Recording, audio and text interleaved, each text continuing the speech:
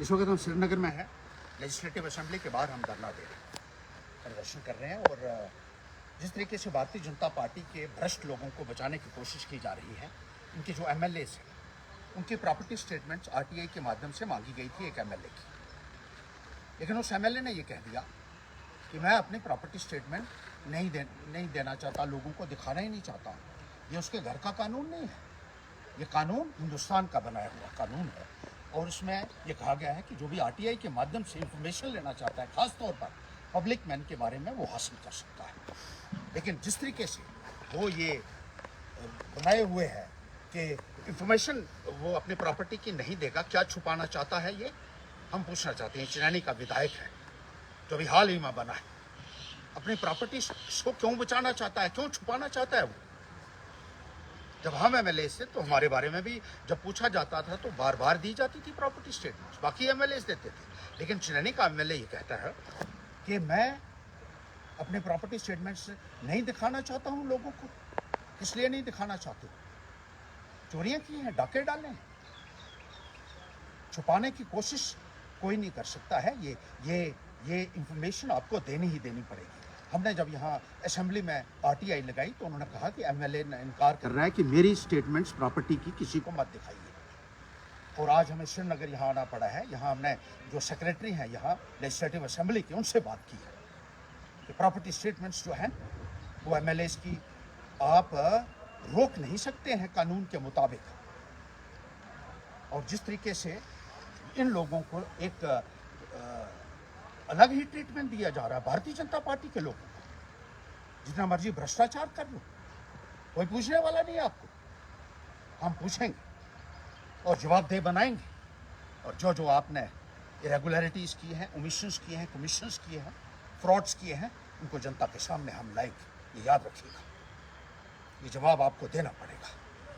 Bharatiya Janata party ये सोचती है कि उनकी पार्टी में रहकर कोई जितने मर्जी चोरी कर ले, डाके डाल दे, अपराध कर ले, वो बरी हो जाएगा।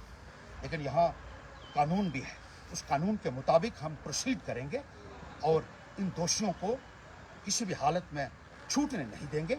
ये हम कहना चाहते हैं साफ तौर पर। और जो वॉशिंग मशीन आपकी है भारतीय जनता पार्टी की, बड़ी अजीब बात है। क्या उस वॉशिंग मशीन में कोई भी भ्रष्टाचारी होता है, कोई भी अपराधी होता है, उसको मशीन में डुबोया जाता है और जब बाहर निकालते हैं तो दूध का धुला हुआ। जो ज़्यादा ही भ्रष्टाचारी और अपराधी होते हैं उनको या गर्दन से पकड़कर 2-3 डुबकियाँ लगवाते हैं वो उस वॉशिंग मशीन में। एक डुबकी से इनका कुछ नहीं होता। ऐसा लगता है कि इनको भी, ये जो चिरानी का एमएलए है, 31 आपराधिक मामले इसके खिलाफ थे। जब 2021 में मैंने एक आरटीआई लगाई तो 31 आपराधिक मामले भी थी, खत्म हो गए बीजेपी में जाती। ये कहाँ का कानून लाया हुआ है? भारतीय जनता पार्टी ने अपने घर के कानून में बनाए हुए हैं। और अब कहते हैं कि जो प्रॉपर्टी इकट्ठी की हुई है, एनुअल स्टेटमेंट्स उसकी यहाँ जमा होती हैं। और पिछले जितनी देर ये रहे 12 सालों की प्रॉपर्टी स्टेटमेंट्स जो है वो कोई भी ले सकता है, देख सकता है। हमने ओपन रखी हुई थी। और CIC भी ये कहता है, जो चीफ इंफॉर्मेशन कमीशन है, वो ये कहता है कि there should be proactive disclosure of information. People should not have to apply time and again to get the information, and particularly about the public men. They should reveal, they should disclose whatever they have. This is the concept of the transparency law, which is being violated with impunity by these people at the behest of BJP, जो नहीं हम बर्दाश्त करेंगे। आज हमारा यहाँ धरना लगेगा, यहाँ धरने से नहीं उठेंगे, हम धरना लगाया।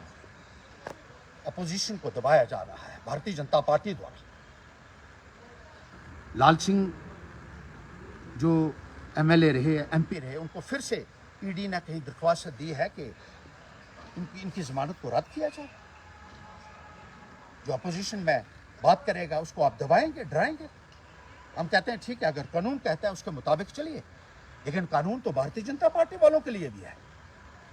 Why don't you act under law against those criminals in BJP and those corrupt people who have violated the laws? मैं यहाँ धरना दे रहा हूँ। I want action. ये लेजिस्लेटिव असेंबली के बाहर मेरा धरना हो रहा है और यहाँ मैं ये कहना चाहता हूँ कि ये इंफॉर्मेशन जो है ये हमें दी जाए। अगर ये अपराधी लोग समझते हैं कि भारतीय जनता पार्टी में जाकर उनको छोड़ दिया जाएगा तो वो भूल जाए, इनके अपराध का भी हिसाब होगा और इनके भ्रष्टाचार का भी हिसाब होगा। यहाँ असेंबली के बाहर मैं बैठा हूँ धरने के ऊपर, कश्मीर मुझे आना पड़ा है स्पेशली इसीलिए कि ये लोग जो भ्रष्टाचारी हैं उनको जेल के अंदर डाला जाए, इनके साथ कोई भी रियायत नहीं होनी चाहिए। Hashdev will fight till the last, and I'll ensure that all these corrupt people and all these criminals are taken to task and dealt with under law. They should be put behind the bars. They have committed criminal offences and they have indulged in corruption. What else could be the reason for concealing the information under the RTI Act? I fail to understand. When CIC also says that there should be proactive disclosure of all information. So they have to do it, and will ensure that they give the reply to the RTI at the earliest possible, or else the consequences would be very, very serious and earth-shaking, I tell you.